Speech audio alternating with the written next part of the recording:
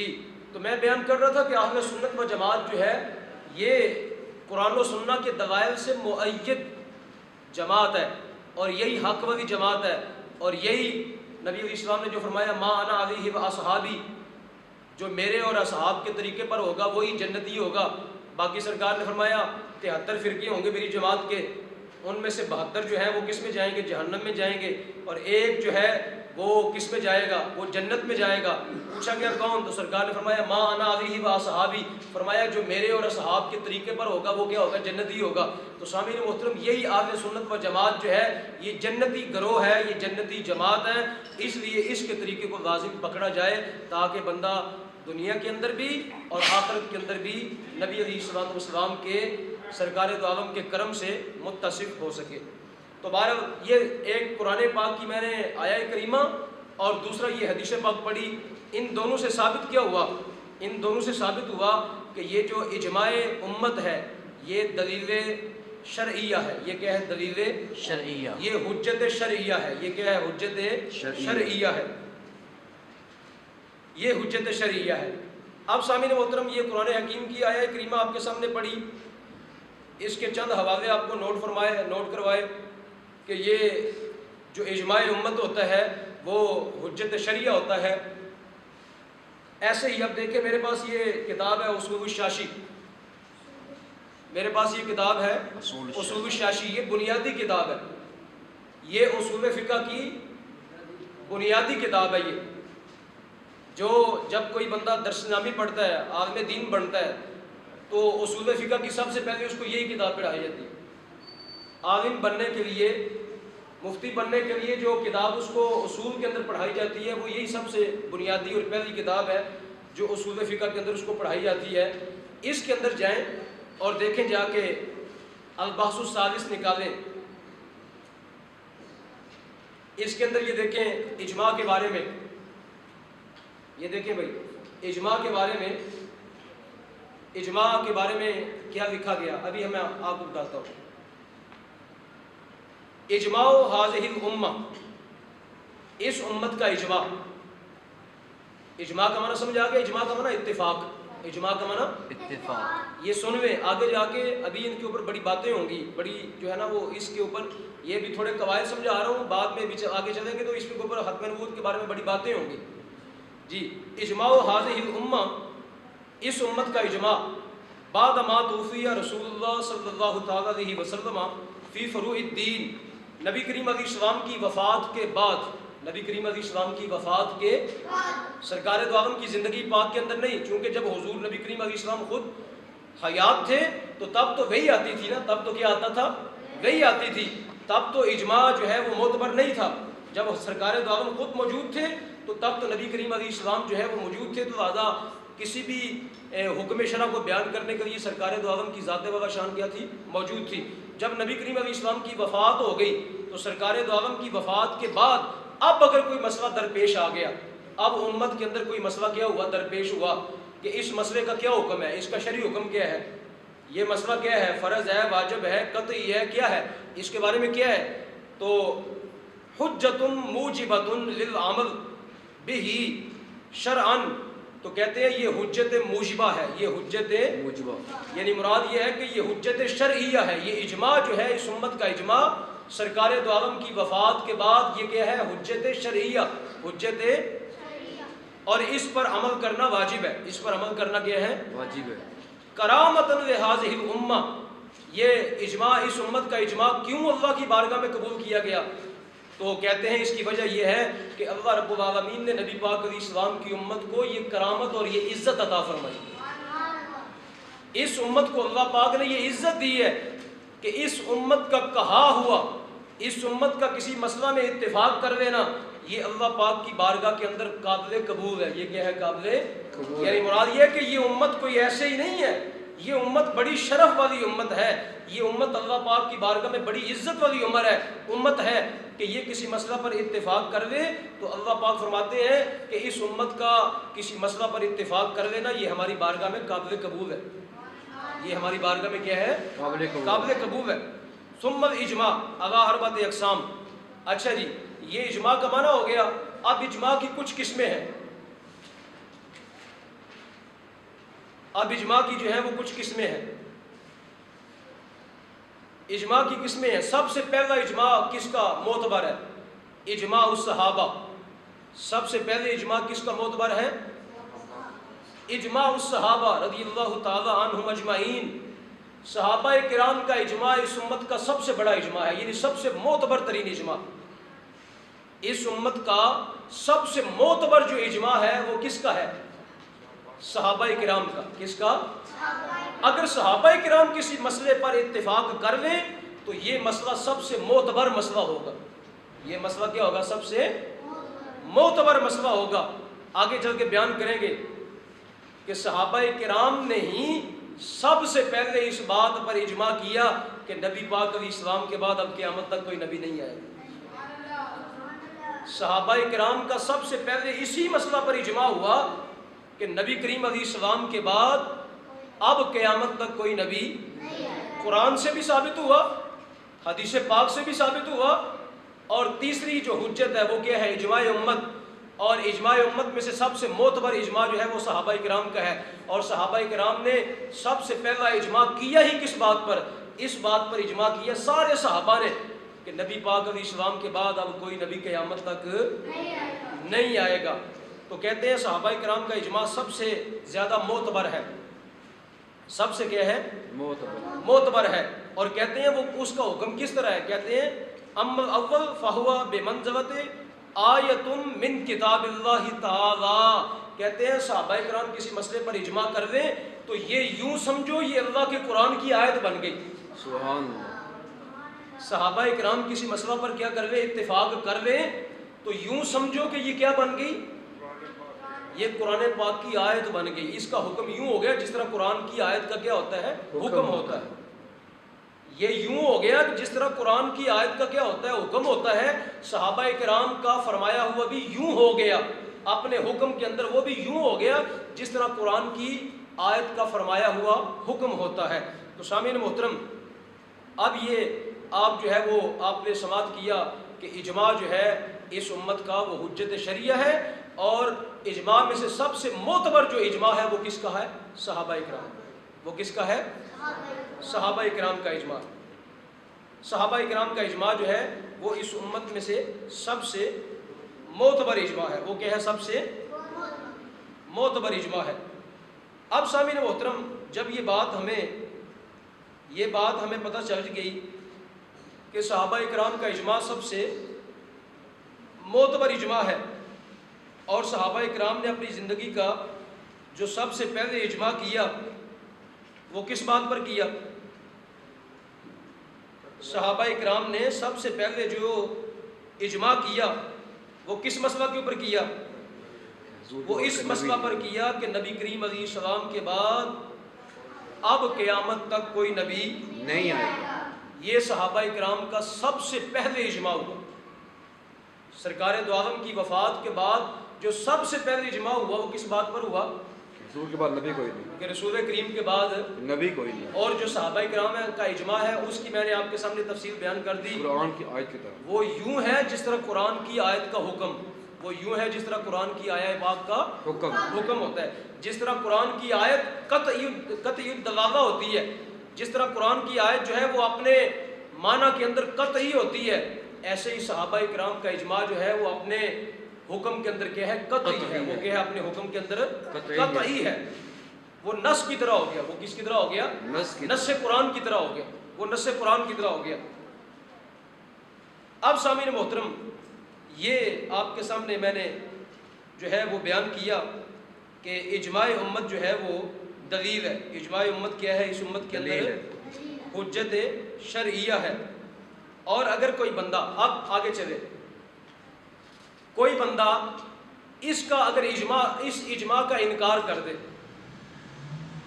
وہ اجماع جو صحابہ کرام کا کسی مسئلہ میں ہوا اجماع، اس کا اگر کوئی بندہ انکار کر دے تو وہ یوں ہی کافر ہوگا جس طرح قرآن کی آیت کا انکار کرنے والا کافر.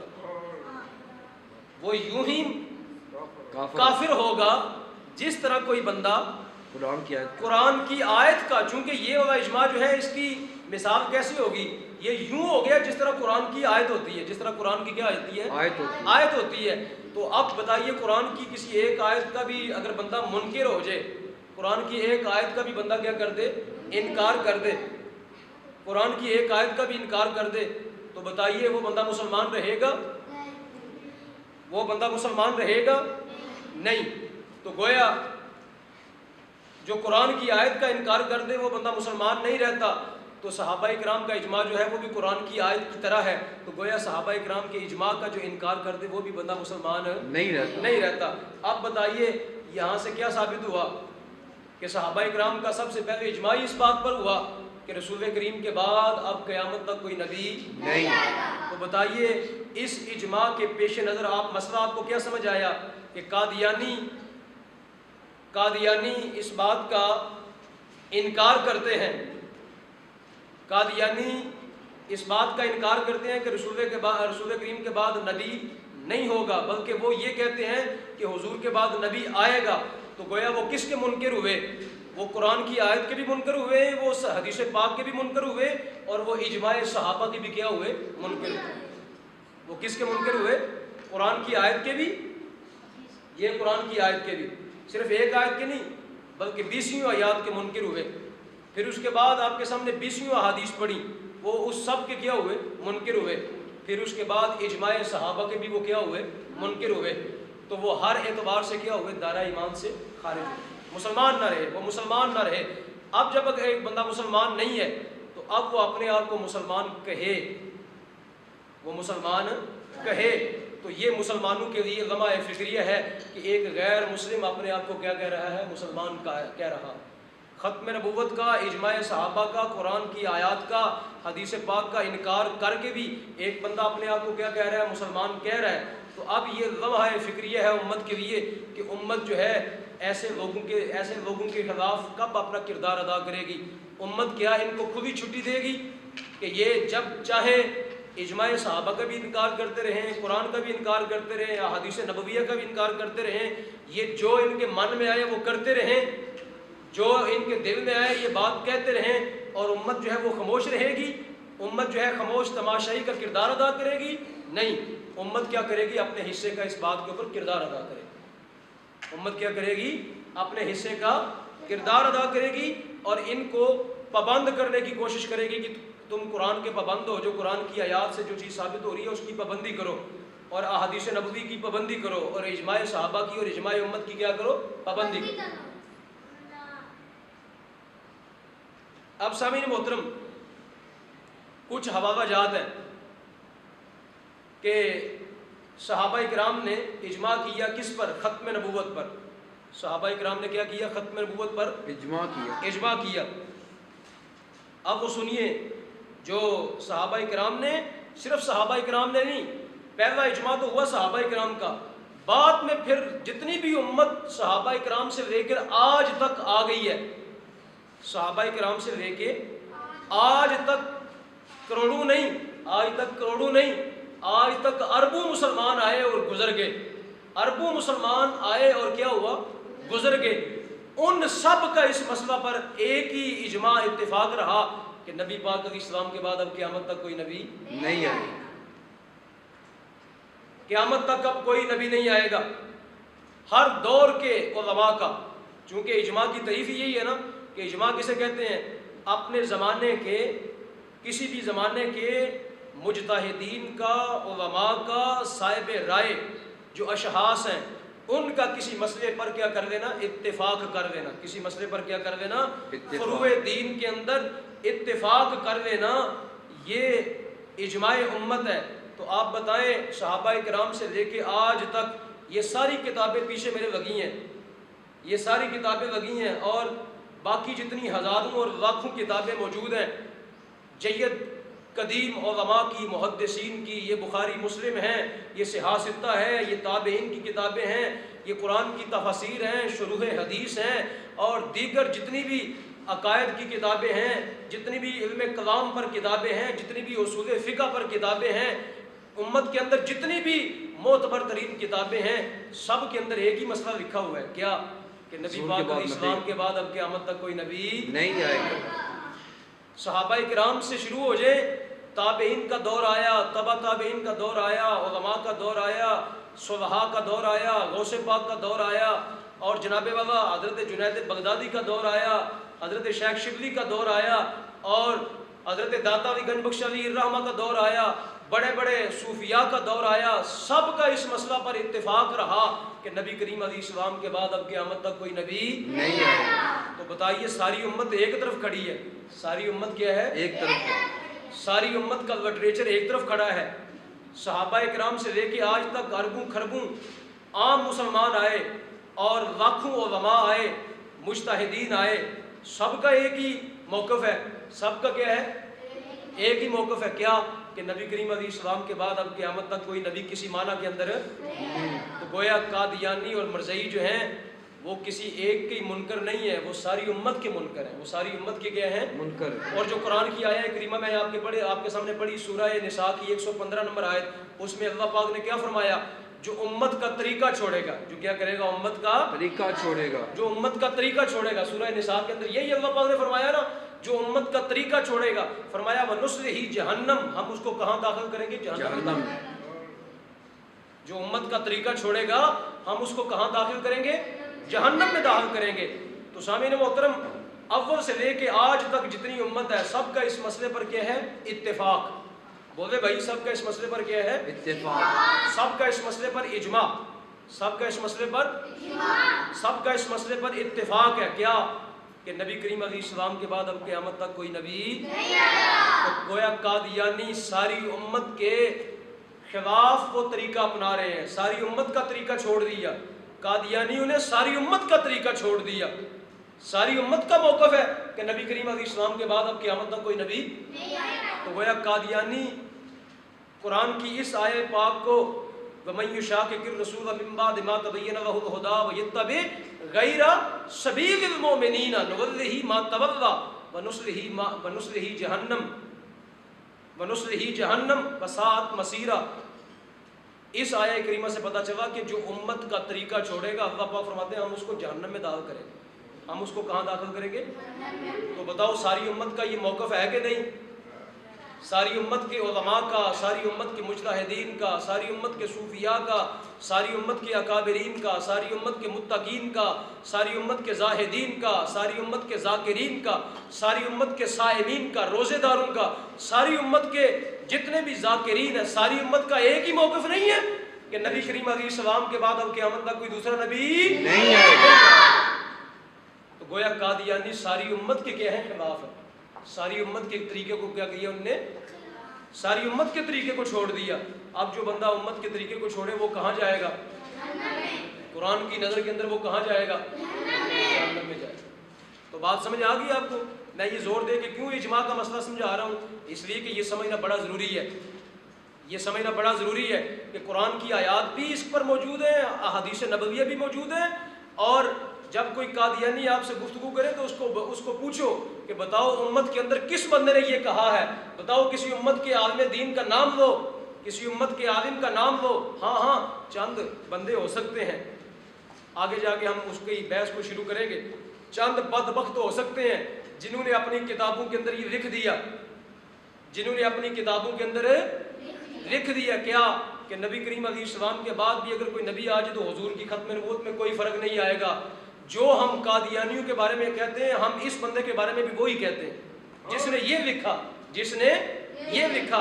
और मैं नाम बता देता हूँ उसका, ये मदरसा देवबंद का जो बानी है,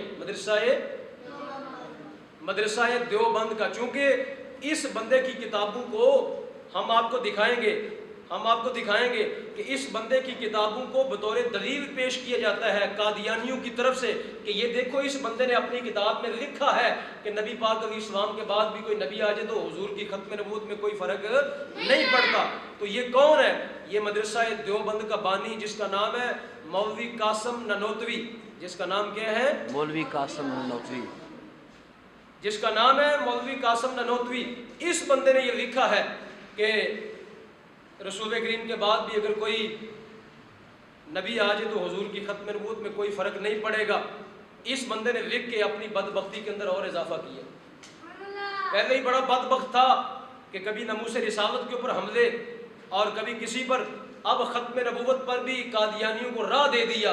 اب جب بھی ان سے کوئی بات کرو بتاؤ کسی اس کی کتاب اٹھا کے سامنے کر دیتے ہیں, اس کی کتاب اٹھا کے کیا کرتے ہیں سامنے کر دیتے ہیں.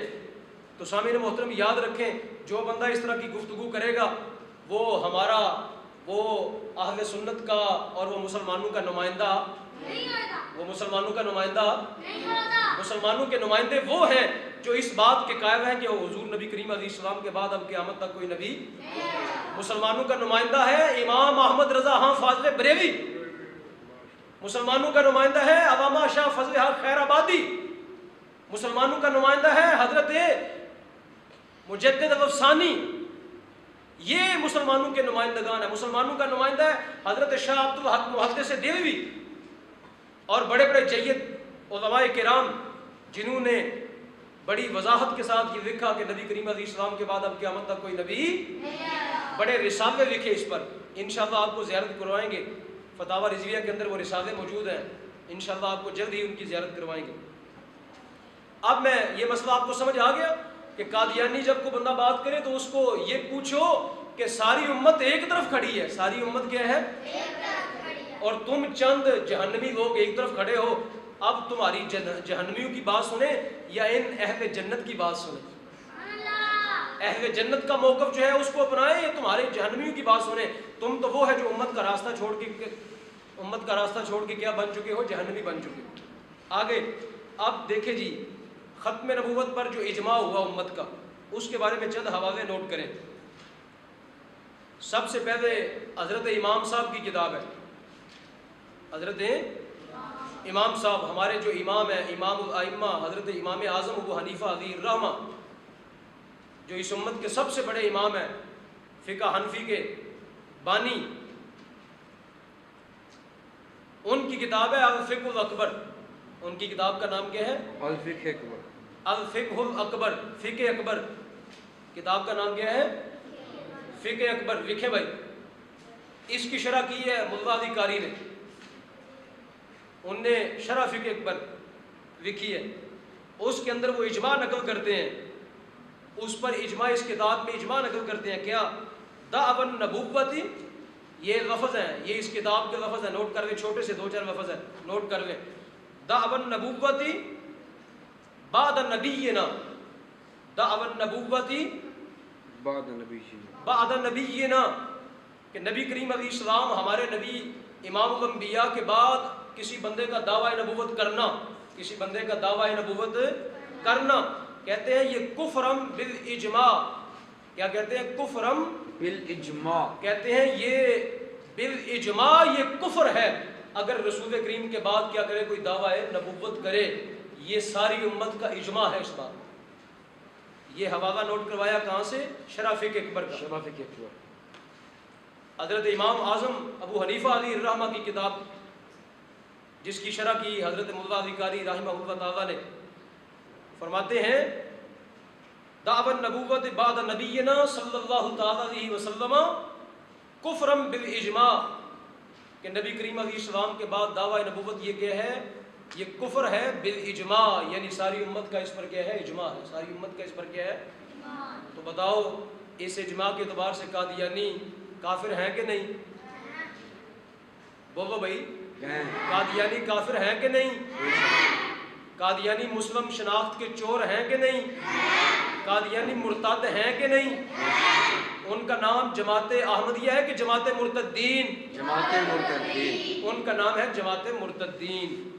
اور امت جو ہے اس پر ہمیشہ کیا کرے امت جاگتی رہے اور امت کیا کرتی رہے کردار ادا کرتی رہے. اس پر امت عقیدہ ختم نبوت کا کورس پڑھے بھی اور پڑھائے. امت کے علماء جو ہیں وہ عقیدہ ختم نبوت کا کورس پڑھے بھی اور پڑھائیں بھی تاکہ ان کو امت کی طرف سے پیغام جاتا رہے. ان کو امت کی طرف سے پیغام جاتا رہے کہ یہ ساری امت جو ہے وہ جاگ رہی ہے اور ہمارے کفر پر ساری کیا ہے متفق ہے. ہمارے کفر پر ساری امت کیا ہے متفق. دوسرا حوالہ حضرت امام غزالی رحمہ اللہ تعالی اپنی کتاب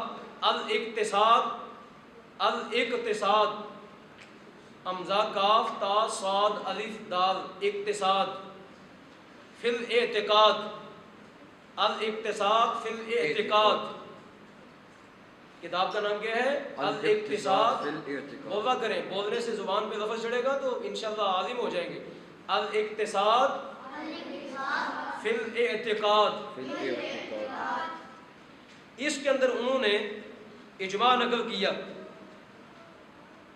ان الامت فہمت بالاجماع من هذا اللفظ، کہتے ہیں یہ والا جو لفظ ہے نا، کون سا؟ خاتم النبیین، کہتے ہیں اس لفظ سے امت نے کیا کیا؟ یہی سمجھا، اس لفظ سے امت نے یہی سمجھا کہ نبی کریم علیہ السلام آخری نبی ہیں، اور اس پر ساری امت نے کیا کر لیا؟ اجماع کر لیا۔ ساری امت نے کیا کر لیا؟ اجماع کر لیا۔ اس لفظ سے یہی معنی سمجھا، کیا معنی؟ کہ خاتم النبیین کا معنی آخر النبیین، خاتم النبیین کا معنی آخر النبیین، ساری امت نے یہی سمجھا۔ صحابہ کرام سے لے کے آج تک جتنی امت گزری ہے سب نے کیا سمجھا؟ خاتم النبیین کا کیا معنی سمجھا؟ آخر النبیین۔ بولے خاتم النبیین کا کیا معنی سمجھا؟ اب اگر کوئی بدبخت مولوی اٹھے دیوبند کا بانی اور وہ کہے کہ خاتم النبیین کا معنی جو ہے یہ آخر النبی ہونا یہ سرکار کی شان نہیں ہے، تو یہ تیری بدبختی ہو سکتی ہے، ساری امت نے یہی معنی سمجھا، ساری امت نے یہی معنی سمجھا، ساری امت کو یہی سمجھ آیا ہے۔ امام غزالی کہہ رہے ہیں ساری امت کو یہی معنی سمجھ آیا ہے کہ خاتم النبیین کا معنی کیا ہے؟ آخر النبیین۔ خاتم النبیین کا معنی کیا ہے؟ آخر النبیین۔ لکھیں، یہ بات لکھ لیں کہ ساری امت نے یہی سمجھا ہے، اس سے ساری امت نے اس بات سے، اس لفظ سے یہی معنی سمجھا ہے کہ خاتم النبیین کا معنی کیا ہے؟ آخر النبیین۔ ومن قرائن احبابہ انہ افہم عدم نبی بعدہ ابدا، کہتے ہیں اس لفظ سے ساری امت نے یہی سمجھا ہے کہ اب ابد الاباد تک نبی کریم علیہ السلام کے بعد اب کوئی نبی نہیں ہے، حضور کے بعد اب قیامت تک کوئی نبی نہیں ہے۔ وَأَنَّهُ لَيْسَ فِيهِ تَعْظِيمٌ وَلَا تَخْصِيصٌ۔ آپ سنیں، امام غزالی نے بات ہی جو ہے وہ قلم ہی توڑ دیا۔ امام غزالی کے یہ لفظ سونے کے پانی کے ساتھ لکھنے کے قابل ہے۔ سبحان اللہ۔ آپ نے فرمایا وَأَنَّهُ لَيْسَ فِيهِ تَعْظِيمٌ وَلَا تَخْصِيصٌ، فرمایا ان لفظوں کے اندر نہ کوئی تعظیم ہوگی نہ کوئی تخصیص ہوگی۔ سبحان اللہ۔ یعنی ان لفظوں کی نہ کوئی تشریح کرے گا نہ کوئی تعویل کرے گا، یہ لفظ جس طرح ہے ان کو ایسے ہی سمجھا جائے گا۔ سبحان اللہ۔ ان کے اندر کوئی تعویل نہیں کرے گا، کوئی تشریح نہیں کرے گا، جس طرح مرزائی اور قادیانی ان لفظوں کی کیا کرتے ہیں؟ تشریح کرتے ہیں۔ کیا کرتے ہیں؟ تشریح کرتے ہیں، تعویل کرتے ہیں، تخصیص کرتے ہیں۔ آپ نے فرمایا ان لفظوں کی نہ کوئی تعویل ہوگی نہ کوئی تخصیص ہوگی، بس اس لفظ کا ساری امت نے ایک ہی معنی سمجھا ہے کہ خاتم النبیین کا معنی ہے آخر النبیین۔ خاتم النبیین کا معنی کیا ہے؟ آخر النبیین۔ فمنکر، پس جو بندہ ان الفاظ کے اس معنی کا منکر ہوگا، فمنکر ھذا لا یکون الا منکرا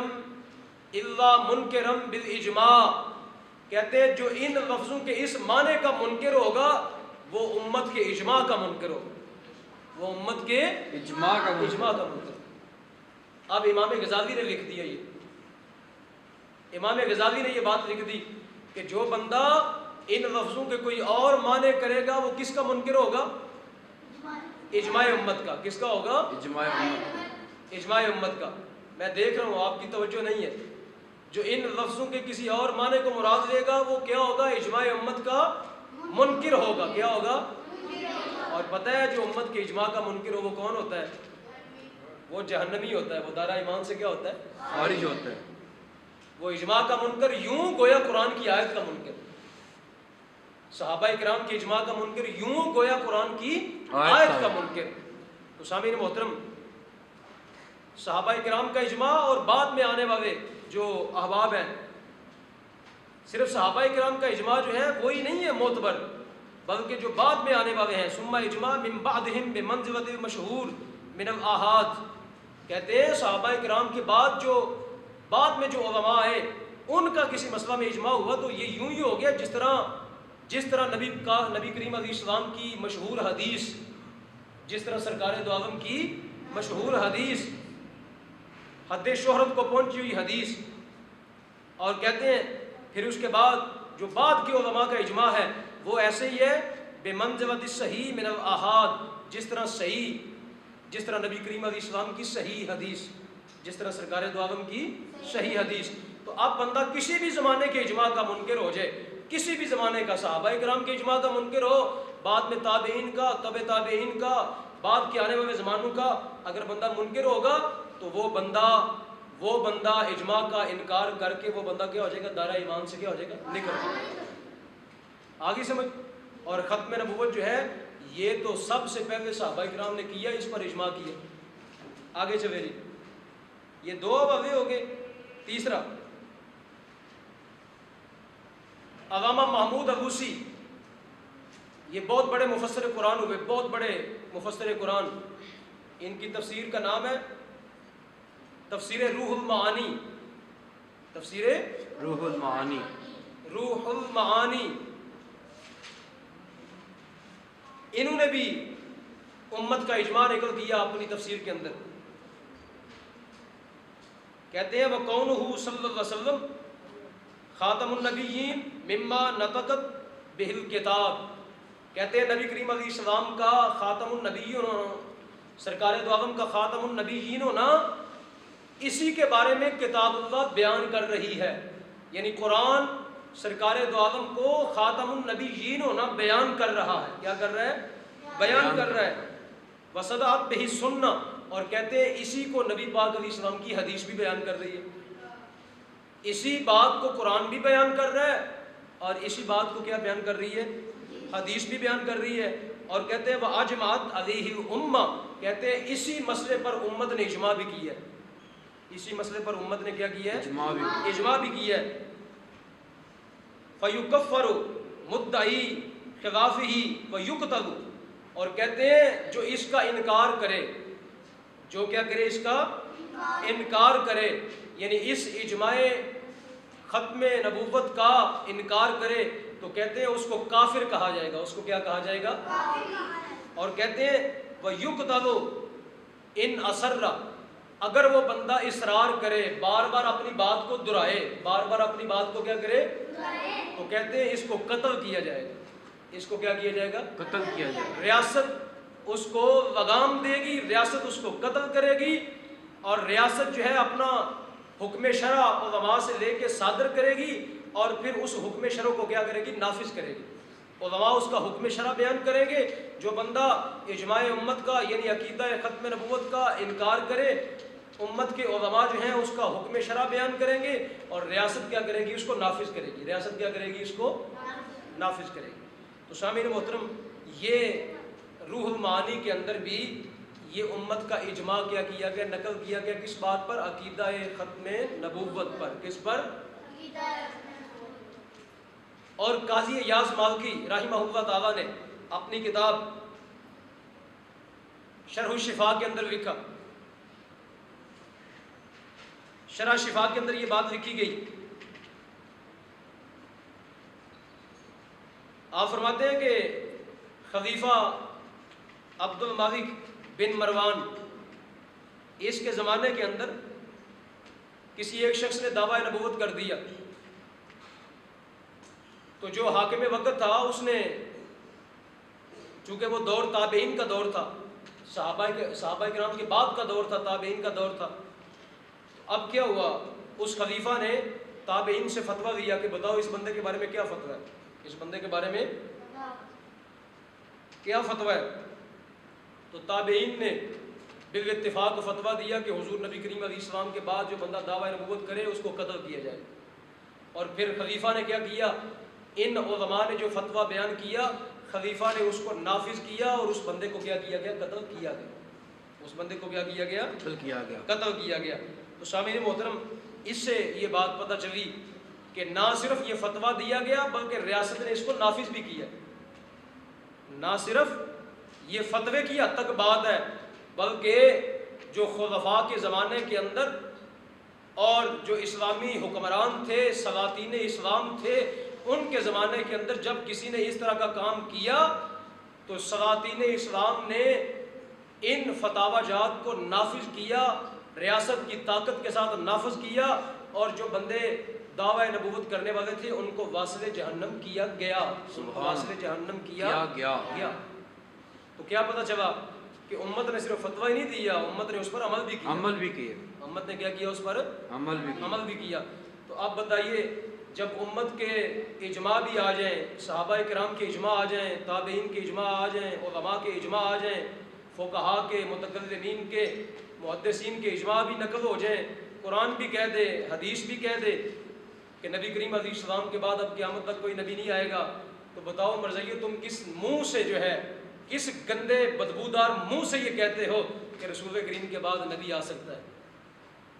تمہارے منہ میں خاک، تمہارے گندے اور بدبودار منہ کے اندر دنیا کا جتنا غلیظ ترین گند ہے وہ تمہارے منہ کے اندر۔